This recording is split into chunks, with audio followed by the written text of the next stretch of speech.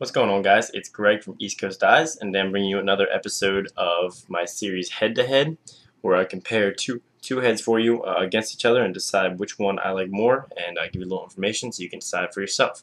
So today I've got the Evolyte X and the NAS X. So both are X-Spec heads. That means you can play with them in college and high school and all levels. So they've got the 3 inches across the bottom and the 6 minimum up top. They're 6.5 though, or yeah, the 6.5 up top. So these are two popular heads people have been asking a lot about. Two of the lightest heads in the game, the Evolyte and the NAS X, because of the NAS technology. This weighs 4.3 ounces. Sportstop.com listed it as the lightest head in lacrosse, but Lacrosse.com has the Evolyte listed at 4.2 ounces. So this is 4.3. This is listed at 4.2. I don't know why. Maybe there's a mislist or something like that, but the bottom line is they're both extremely light, very light heads. Just feeling them, this is strung, so I'm not really sure.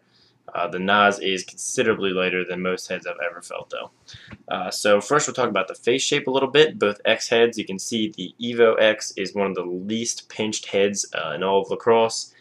Starts out very wide and just has a gradual flare to very wide at the top, whereas the NAS X is a little bit more pinched up through the middle of the throat area, and also has that added flare where the inner sidewalls come in a little bit to pinch it and to keep the ball in there pinched a little bit. So the flare is higher on the NAS. So I'm much more of a fan of the NAS face shape than I am the Evo X. The Evo X is extremely wide, but also is used by a ton of good players, so certainly it can be strung anyone's specifications. For stringing, it's pretty much a wash. Both don't have very many sidewalls. They might even have the same number of sidewalls and the same placement. I think they do. So the sidewalls on the sidewall holes are exactly the same. Top string holes for all intents and purposes are the same.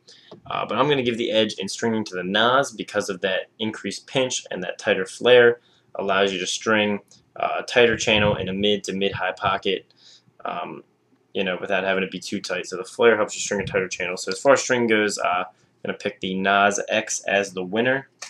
Offset, they're both pretty similar. The Evo X just has a pretty gradual offset, and the NAS is just a little bit more severe, canted down. I think the Evo X, just from feeling it, is a little bit stiffer. That might have something to do with the NAS technology. I'm not completely sure, but the Evo does feel a little stiffer, and I know the NASs are prone to hourglassing, to warping. I've seen many people use them, but that's partially due to the fact that they are a very popular face-off head. They had discontinued the NAS, and now it's available for a limited time on SportStop for $85, and the Evolyte X is actually $95, so a slight price advantage to the NAS X. Overall, I'm going to give the winner to the NAS X because of its flare, its face shape, and its pinch, and also its reduced price over the Evolyte X. But I did use an Evo X in college, and I do really like the Evo X, so both are viable options. You just got to decide for yourself what you like, the wide face shape or the pinch, and if you want to pay a little bit more for the Evolyte X. So anyway, guys, thanks for watching this video. Make sure to subscribe to East Coast Eyes for more stream videos and head-to-head comparisons. Give this video a like if you liked it, and have a great day.